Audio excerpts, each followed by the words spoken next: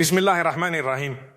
My brothers and sisters, I want to ask you a question today that I want you to take seriously. Not as a quiz, not as a theological exercise, but as a genuine, personal, honest self-examination that has real consequences. For the quality of your Imaan and the depth of your connection to this Deen. The question is this: do you love the Prophet Muhammad sallallahu alaihi wasallam? And before you answer, before you say yes automatically, before the trained reflex produces the correct response, I want you to actually sit with it. Because there is a difference between the love that is declared and the love that is lived. There is a difference between the love that is performed at the mention of His name and the love that actually shapes your choices, your character, your priorities, and your daily existence. There is a difference between saying you love someone and organizing your life around that love. And the reason this question matters, the reason it is not just a spiritual nicety but a theological necessity, is because the Prophet sallallahu alaihi wasallam himself said something that should make every single Muslim stop and reflect. He said, none of you truly believes until I am more beloved to him than his father, his children and all of mankind. More beloved than your father, than your children, than everyone else in the entire world. This is not a recommendation. This is not an encouragement to be a little fonder of the Prophet. This is a condition of Iman, a prerequisite of faith. Without this love, genuine, prioritized, active love, the Prophet himself said your Iman is not complete. That is an extraordinary statement. And it deserves to be explored with the full weight and depth it carries. But before we explore why this love is required, I think we need to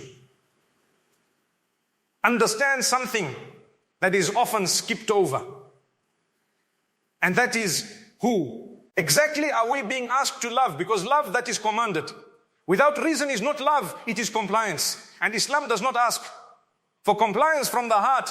It asks for genuine, informed, deeply felt love that arises naturally from knowing the one being loved.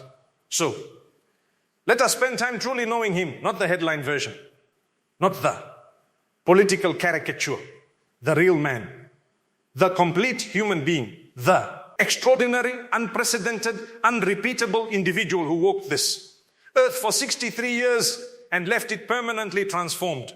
Muhammad ibn Abdullah sallallahu alayhi wasallam was born in Mecca in the year 570, say, into a world of profound darkness. Not just political darkness. Though the Arabian Peninsula was fractured by tribal wars and blood feuds that had continued for generations. But moral darkness. A world where infant daughters were buried alive because having a girl was considered a shame. A world where the powerful enslaved the weak without conscience. A world where the strong took what they wanted from the vulnerable and called it their right. A world with no concept of universal human dignity, no protection for the poor, no rights for women, no mercy for the enslaved. This was the world into which he was born. He was orphaned before he could form a memory. His father died before his birth. His mother died when he was 6. His grandfather, who took him in with deep love, died 2 years later. He grew up in the care of an uncle in circumstances of real poverty and real loss. There was no royal protection surrounding him, no inherited power, no prestigious institution behind him. He grew up as a man who knew grief intimately, who knew loss, who knew what it was to be vulnerable in a world that was not structured in your favor. And yet, from the very beginning, the people around him recognized something extraordinary in him before any revelation, before any prophethood, before any claim to divine guidance. The people of Makkah gave him a title that emerged not from his position, but from his person. Al-Amin, the trustworthy, the one you could leave your most precious things with and know with absolute certainty they would be safe. The one whose word was the most reliable guarantee in the city. The one who had never lied, never cheated, never manipulated, never deceived, in a society where all of those things were considered acceptable tools of survival. This was before Islam. This was before he received a single word of revelation. His character was already this way. Already extraordinary. Already the embodiment of what every human being is supposed to be at. Their most aligned and most genuine. And then at the age of 40, in the cave of Hira, in the darkness of a mountain where he had retreated, to reflect, the first words of the Quran arrived. And his life, and the life of the world was never the same. What I want you to understand about the Prophet ﷺ, the thing that makes the love for him not just justified, but inevitable for anyone who truly knows him, is the extraordinary consistency between who he was before revelation and who he was after it. Between who he was in private and who he was in public. Between the man his closest companions saw in the intimacy of his household and the leader who spoke to thousands at Arafah. Between the human being who sat on the ground, mended his own sandals, milked his own goats and played with children, and the man who was approached by kingdoms and empires and chose simplicity in every interaction. He was the same person everywhere, in every context, always. And that consistency, that utter, unperformative, unbroken alignment between what he believed and how he lived is one of the most powerful proofs of his prophethood and one of the most compelling reasons to love him. Now let us return to the theological question. Why is this love a condition of faith? Why does Allah require it? Why is loving a human being, even the most extraordinary human being who ever existed, placed at the same level as believing in Allah himself in terms of its centrality to Iman? And the answer, when you truly understand it, is beautiful. The Prophet ﷺ is not loved for his own sake alone. He is loved as the embodiment of the message, as the living demonstration of what submission to Allah looks like when it is complete. When Allah sent the Quran, He did not send it to be read theoretically in isolation. He sent it with a human being whose life was the commentary, whose choices were the tafsir, whose daily existence was the practical demonstration of every principle the Quran contains. When the Quran says be patient, the Prophet showed you what patience looks like in a specific human life. When the Quran says forgive, the Prophet showed you what forgiveness looks like when the person before you has done the unforgivable. When the Quran says be just, be kind, be honest, be humble, be courageous, be merciful, the Prophet showed you what all of those things look like in the actual texture of lived experience. He was not a theoretical model. He was a real, breathing, accessible, detailed demonstration of the Islam that Allah intended. And this is why Allah says in the Quran, whoever obeys the messenger has obeyed Allah. Because following the Prophet is not a separate track from following Allah. It is the same track. The Prophet is the application of what Allah wants.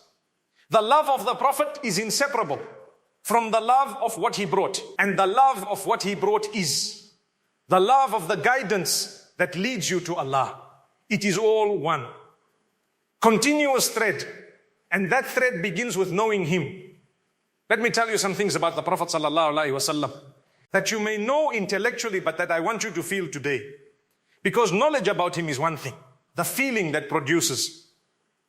Genuine love is another. He was the leader of an entire community, of an emerging civilization, of a religious movement that was reshaping the world, and he would stop for a child, not as a gesture, not for the benefit of the people watching. He genuinely stopped. He sat with children. He let them play on his back. He made faces to make them laugh. He said, he is not one of us who does not show mercy to our young. And then he demonstrated that mercy with his own hands, with his own time, in his own home.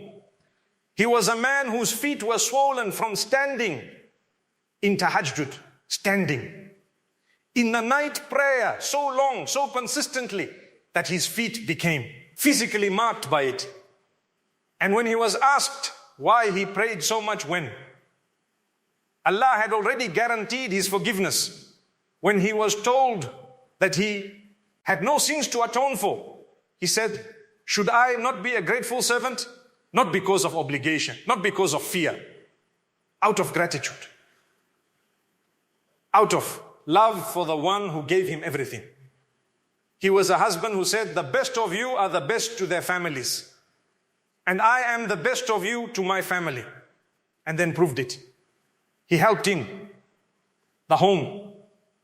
He sewed his own clothes. He was gentle with his wives. He listened. He was present. He did not weaponize his prophethood in his marriage. He was a partner. A genuine, caring, attentive partner.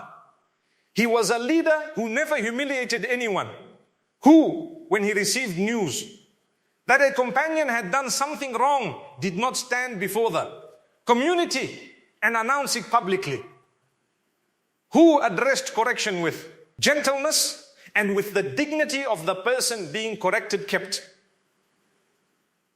entirely intact, who, when a Bedouin came into the masjid and urinated, in the corner, because he did not know better, stopped his companions from reacting with anger and said, clean it with water, then educate him. Anger solves nothing that gentleness and knowledge cannot solve better. He was a man who wept, who felt things deeply, who cried when his son Ibrahim died and said, the eye weeps and the heart grieves, but we do not say anything except what pleases our Lord, who was moved by beauty, who loved fragrance and cleanliness and good food and the company of the righteous, who laughed with his companions, genuinely laughed, not the polite, controlled laughter of someone performing warmth, but real laughter.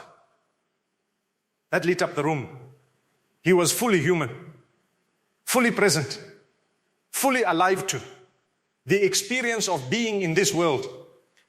And through all of it, fully surrendered to the one who made him. Now I want to talk about what love for the Prophet actually means in practice. Because there is a version of love that is real. And there is a version that is sentimental decoration. And only one of them counts before Allah. The real love for the Prophet ﷺ is expressed through following him. The Quran makes this explicit in one of the most direct and personal verses in the entire book. Allah says in Surah Al-Imran, say, if you love Allah, then follow me, Allah will love you. And forgive your sins. Follow me. Not perform love for me. Not feel warm feelings toward me. Not decorate your space with his name in beautiful calligraphy. Follow me. The love is proven and expressed and made real through the following. And following the Prophet means following his Sunnah,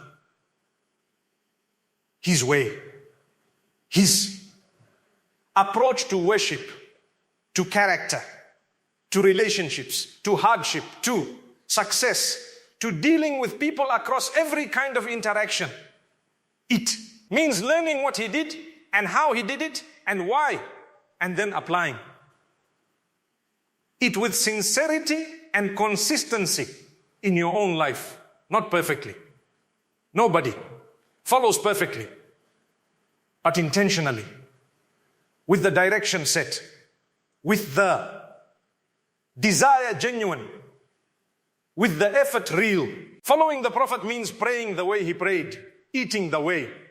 He encouraged eating with gratitude and moderation, treating your family the way he treated his, speaking the way he spoke, with honesty, with gentleness, without cruelty or vulgarity. Handling conflict the way he handled it, with justice and with the dignity of every person involved, preserved. Grieving the way he grieved, feeling the pain fully, but never losing faith in the one who decreed it. Succeeding the way he succeeded, with humility, with gratitude, with the immediate. Redirection of any achievement back toward Allah. Following the Prophet also means sending salawat upon him. And this is a practice that many Muslims perform without fully understanding it. Wait, the Quran says, and this is extraordinary, that Allah Himself sends salawat upon the Prophet. The angels send salawat. And then Allah commands the believers to also send salawat and greetings of peace upon Him. Think about that. Allah, who is in need of nothing, who is complete in Himself, who praises no one except that it is absolutely deserved, is sending His salawat upon this man and calling you to join, to add your voice to the salawat of Allah and the angels. You, in your ordinary Tuesday, in your kitchen, in your car, in your commute, your salawat upon the Prophet is something Allah Himself has commanded and something Allah Himself participates in. And the Prophet told us that whoever sends one salawat upon him, Allah will send 10 mercies upon that person. 10. For every single sallallahu alayhi wasallam that passes your lips with sincerity. 10 mercies from the Lord of the worlds directed at you personally. This is not a small thing. This is an open, constant, accessible pipeline to the mercy of Allah. And it is activated by the love and remembrance of His Prophet. Now let me address something that I believe is one of the most important aspects of this topic. And it is the relationship between loving the Prophet and the suffering of the Muslim Ummah today. Because many Muslims look at the state of the world, at the trials the Ummah is facing, at the challenges and the oppression and the confusion